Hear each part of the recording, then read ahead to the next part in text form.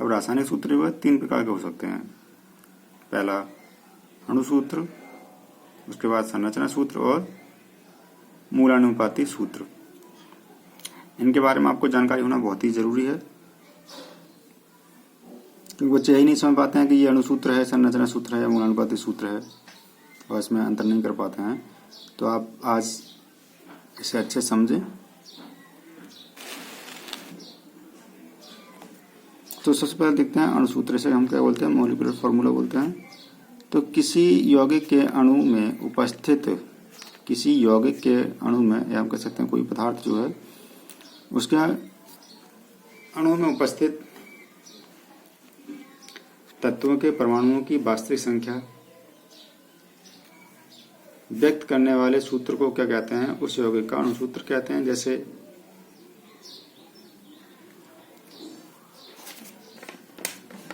Ethane का अणुसूत्र क्या है, C2H6 है।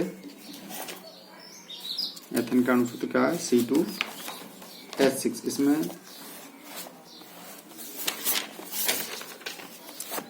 इसमें C2H6, इसे आप गौर से देखेंगे तो इसमें कार्बन कितने हैं, 2 हैं, और हाइड्रोजन कितने हैं, 6 हैं।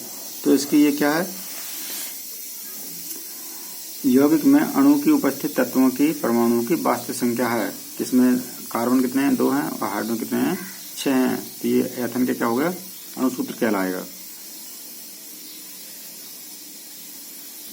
संरचना सूत्र क्या होता है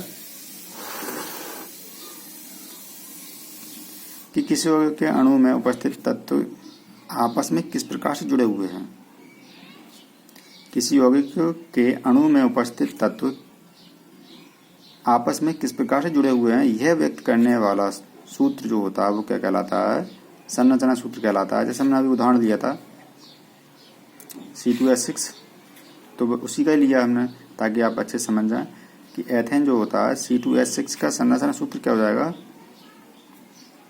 इस प्रकार से हो जाएगा। आइए समझते हैं।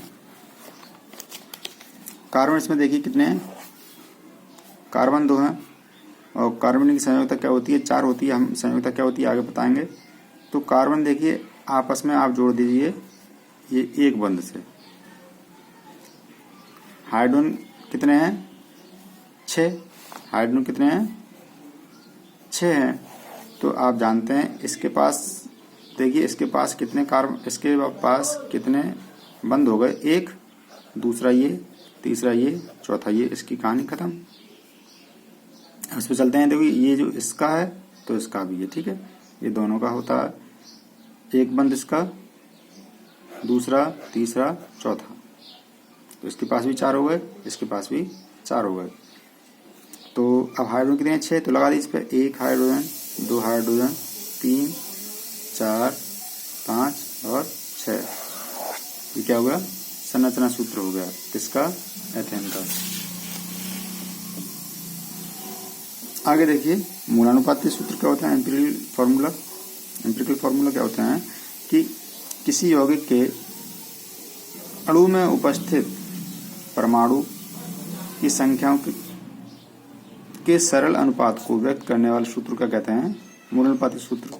जैसे एथेन का मूलानुपाती सूत्र क्या होता है, CH3 होता है। अब ये कैसे आया वो देख लीजिए। देखिए अभी हमने देखा कि C2H6 हमने बताया मूलानुपाती, मूल अनुपात। तो कार्बन और हाइड्रोजन में अनुपात निकालेंगे। तो देखिए 2/6, 2 एकम 2, 2 तियां 6, 1/3। क्योंकि C अनुपात H क्या हो जाएगा, 1/3। ये हम कह सकते हैं C1H3, ये हम कह सकते हैं CH3। देखिए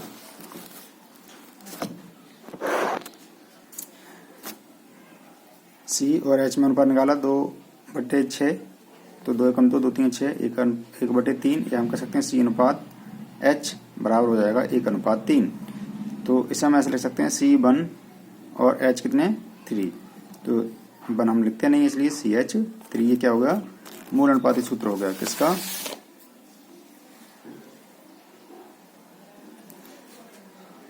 एथेन का।